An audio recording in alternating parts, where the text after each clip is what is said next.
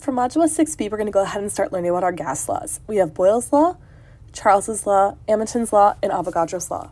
Boyle's law tells us that volume is inversely proportional to pressure at constant temperature, meaning if I increase the volume of something, the pressure is going to decrease. If I increase the pressure, the volume will decrease, but at the same temperature. Charles's law tells us that volume and temperature are directly proportional, meaning if I increase the volume, temperature will increase. If I decrease volume, temperature will decrease at constant pressure. Hamilton's law tells me that pressure is directly proportional to temperature. Increase pressure, increase temperature, decrease pressure at constant volume. And Avogadro's law tells me that the volume of your gas is directly proportional to the number of moles of gas you have. More moles of gas, more volume. Less moles of gas, less volume at constant temperature and constant pressure. So the first one we're going to talk about is Boyle's law. Boyle's law tells me under constant temperature conditions, the pressure is inversely proportional to your volume. So this means if my pressure increases,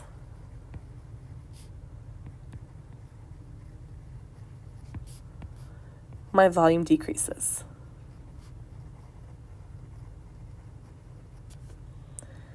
If my pressure decreases, my volume increases. At constant temperature.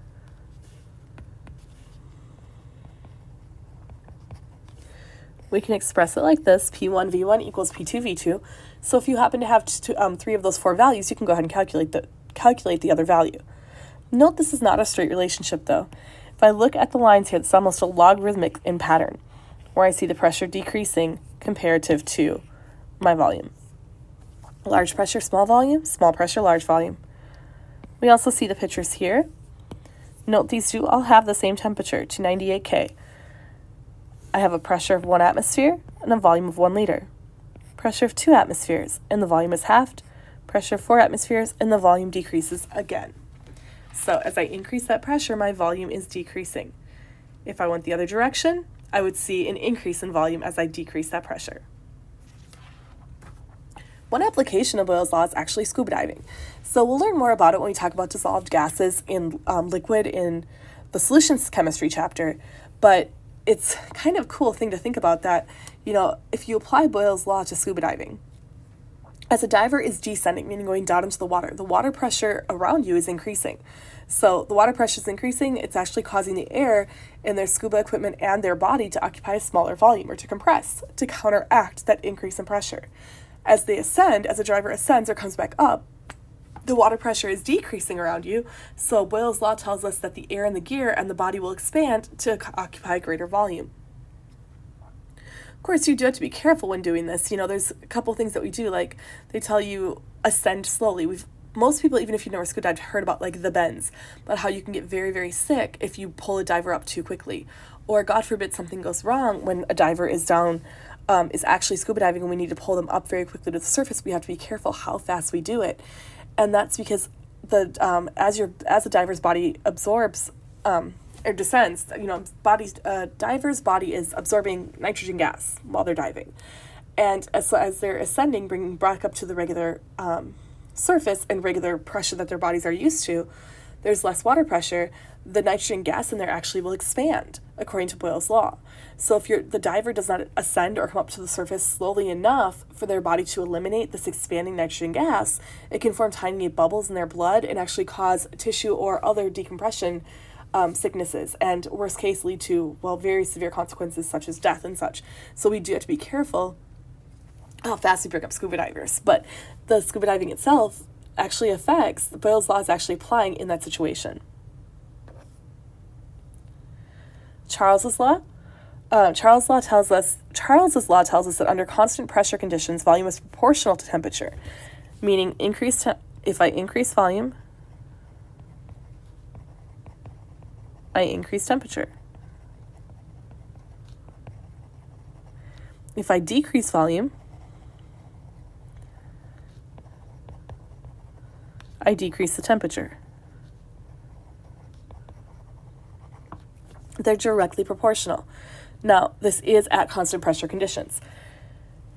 And note here, this does say degrees C, but this is saying negative 273 degrees C. We actually do need to measure this on Kelvin scale. We have to talk about absolute Kelvin. Absolute Kelvin is 0K, where no movement is happening. Everything is completely frozen. There's no movement. There's no energy. Absolute zero is 0 Kelvin.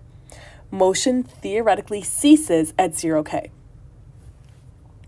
But basically, a lower temperature, smaller volume. Higher temperature, larger volume. If you think about what the gas particles are doing, though, when a gas particle has any sort of temperature, that means it has energy. Okay, so temperature relates to your energy of the system. And so your gas particles have energy, and the more we heat them up, the more energy they have, the more they're going to move, the more they're going to bounce around off each other, the larger volume they can occupy. If I cool it down and keep cooling it down, they don't have as much energy to keep bouncing around. They're just kind of stuck together into their little system. So, a little bit of energy, a lot of energy, meaning temperature. We're going to see that volume increase as I increase that temperature. Now, Charles's law was actually developed by a French scientist named Jacques Charles. He was very interested in how gases expanded when heated and did a series of tests, just tons and tons of tests on how these gases actually expanded. And he was fascinated with hot air balloons. He was actually one of the first people to fly in a hot air balloon because he was, again, fascinated with this concept of temperature versus volume of a system. And it led him on to helping develop how hot air balloons actually work. Again, this only applies to temperature when on the absolute Kelvin or absolute scale or your Kelvin scale. So you do need to be converting to Kelvin. Let's work 2 examples just applying what we just talked about. If the temperature of a certain gas increases from 200 Kelvin to 400 Kelvin, what happens to the volume assuming the pressure is held constant? So temperature increases from 200 to 400 K. I want to know what happened to volume, and pressure is held constant.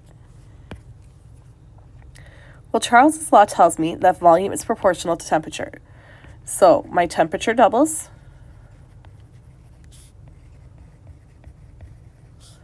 Therefore, my volume doubles.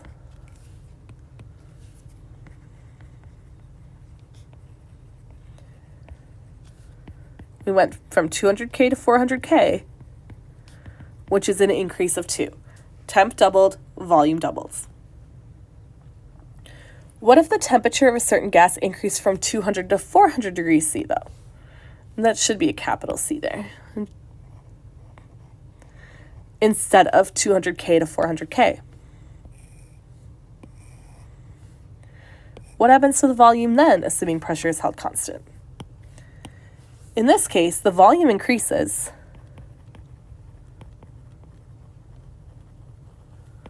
but by a factor less than 2. How do I know that? Well, 200 degrees C to 400 degrees C is the same as 473K to 673K. The ratio here, 673K to 473K, is equal to 1.4.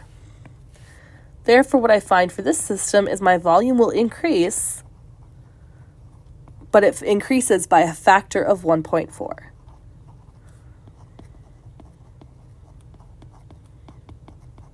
So it's only linear, directly linear to the temperature if I'm on the Kelvin scale. If you're not, you need to convert to Kelvin. Emerton's law tells us the Kelvin temperature and pressure of a gas are directly proportional at constant volume and number of moles.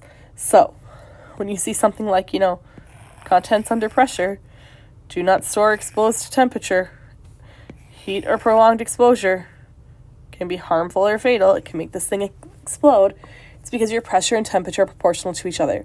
Don't put an aerosol can in the fire. Here we've got your P1 over T1 equals P2 over T2.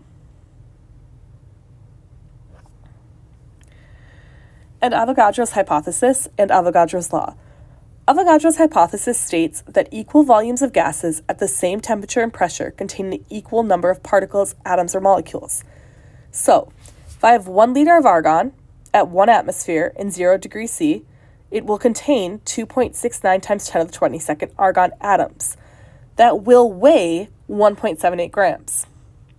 If I have 1 liter of neon at 1 atmosphere and 0 degrees C, that will contain 2.69 times 10 to the 22nd neon atoms, so the same number of atoms, but 1.28 grams. Because again, the atoms themselves weigh different. We have a different number of protons, neutrons, and electrons in the atom itself. So the mass of them will not be the same, but the number of particles is the same. 1 liter of hydrogen at 1 atmosphere and 0 degrees C will contain 2.69 times 10 to the 22nd H2 atoms. But that would be 0.0899 grams. Equal number of particles does not mean equal number of mass. Avogadro's law tells us that at constant temperature and pressure, volume is proportional to the number of moles. So here again, what I'm talking about in this system here, suppose we have 3 different containers, 1 liter each, 0 degrees C, 1 atmosphere. We've got argon, neon, and hydrogen, or H2. Would we expect the gases to have the same mass? Of course not. They're different species. But Avogadro proposed that each container has the same number of particles, and that's what we find. They do have the same number of particles. So equal volumes of gases at the same temperature and pressure contain the same number of molecules. The equation here, V1 over N1 equals V2 over N2. Remember, V is volume in liters, lowercase n is number of moles.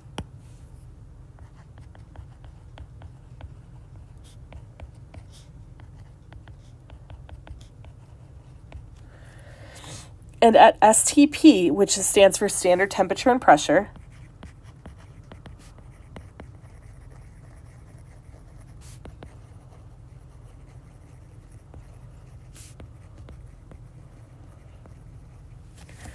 the volume of 1 mole of a gas occupies 22.40 liters. We call this your molar volume.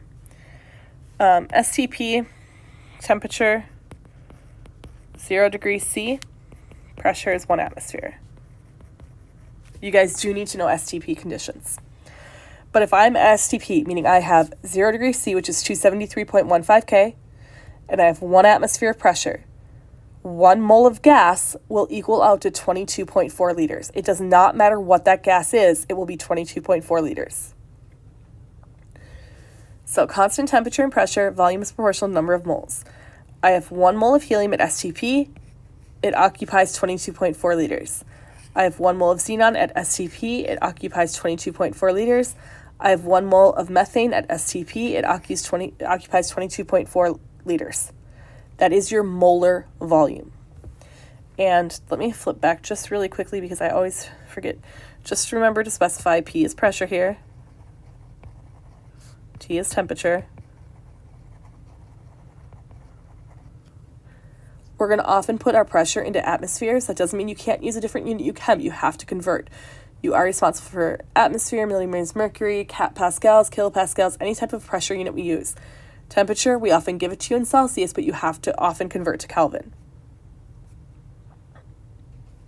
Here, volume in liters.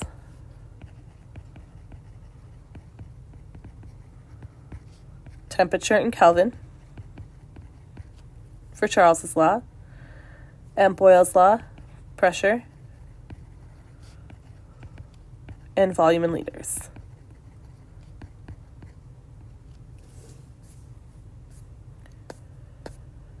Okay, so 2 important consequences of Avogadro's hypothesis and his law.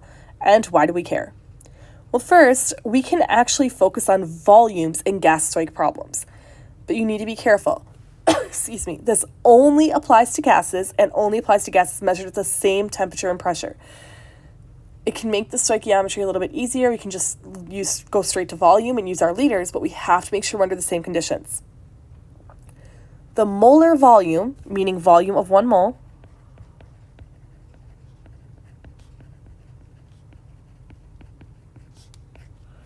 of a gas at STP is 22.4 liters.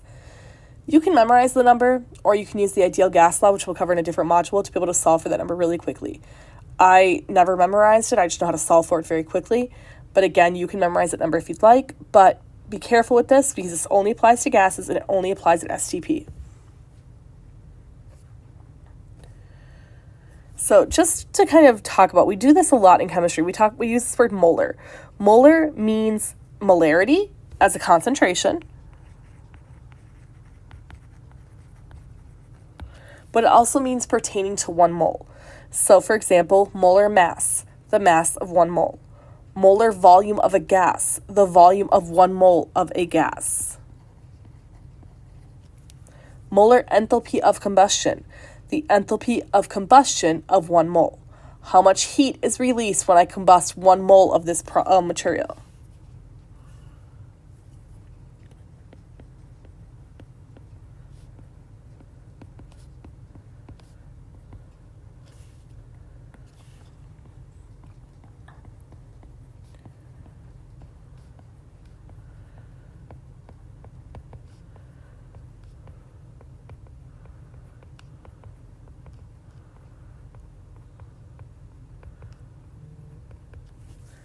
Molar enthalpy of formation, the enthalpy of formation of 1 mole.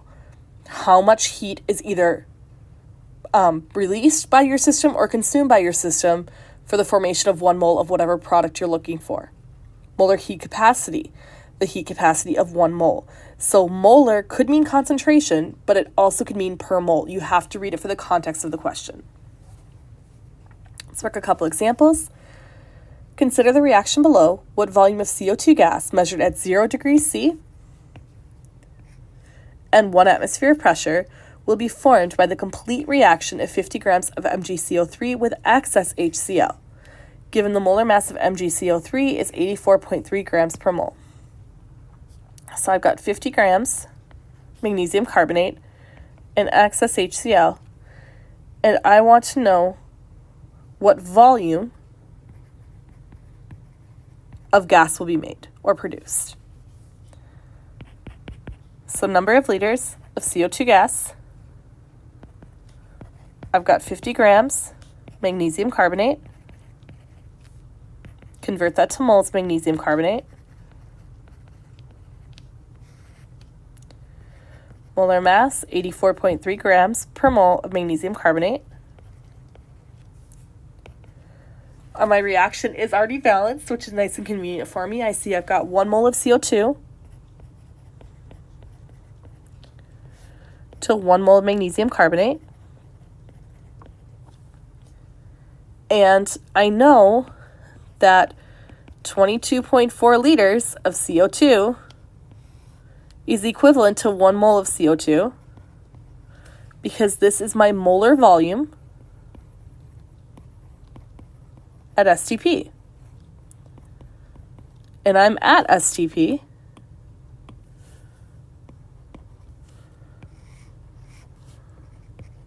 because I have 0 degrees C and 1 atmosphere of pressure. That has canceled, that has canceled, that has canceled. I have liters of CO2 left, and I calculate out 13.3 liters of CO2. So if I react 50 grams of magnesium carbonate with excess HCl at 0 degrees C and 1 atmosphere of pressure, I will produce 13.3 liters of CO2. Again, I have used this conversion to help me figure out that volume. So 1 mole of any gas will equal 22.4 liters at STP conditions.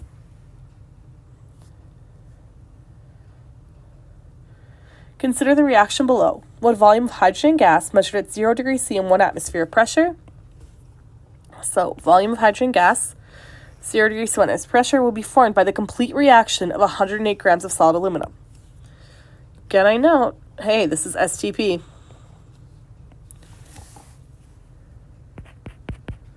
I want to know the volume of gas, and since I don't specify what volume I wanted it, I'm going to say liters. If I specified milliliters or some other volume unit, you would just have to convert. I've got 108 grams of aluminum, and it's saying complete reaction of the aluminum, which suggests that that is my limiting and that I have this in excess. If I'm going to completely react all of the aluminum, then I'm going to assume that's my limiting reactant. 1 mole of aluminum weighs 26.98 grams. My balanced reaction shows me that I form 3 moles of H2 gas for every 2 moles of aluminum consumed. And because I'm at STP, I know it's 22.4 liters of H2 gas for every 1 mole of H2 gas produced. Make sure everything's canceling out properly for your stoichiometry, and make sure you're getting the results you want, or the unit you want for your final result. Calculate through, and we see we produce 134 liters of H2 gas if it was measured at 0 degrees C in 1 atmosphere. Why do I have to specify that? Because if I change the temperature or change the pressure, that volume will change. Your gas's properties are dependent upon the conditions it's under. So we saw from Boyle's law, Charles' law, Amundsen's law, Avogadro's law, that the conditions matter. Changing the conditions of the gas will change its properties. It will change the volume. It will change the pressure. It will change the temperature. It'll change the different species, the amount we have of stuff. So we have to keep that clear. What is the molar volume of an ideal gas at 760 torr and 546 K? Well, I want molar volume, which means volume of 1 mole.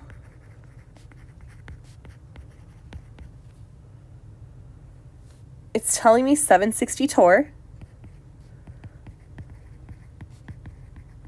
which is equal to 1 atmosphere. And I've got temperature of 546. I know STP is equal to a temperature of 0 degrees C. In Kelvin, that's 273 K. Here, my volume would be 22.4 liters. I have 546 K, which is double my temperature.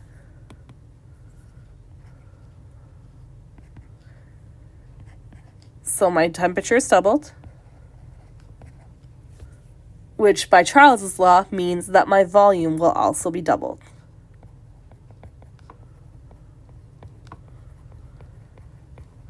I know at 0 degrees C, or 273 K, I have 22.4, which means I will have 44.8 liters under these conditions.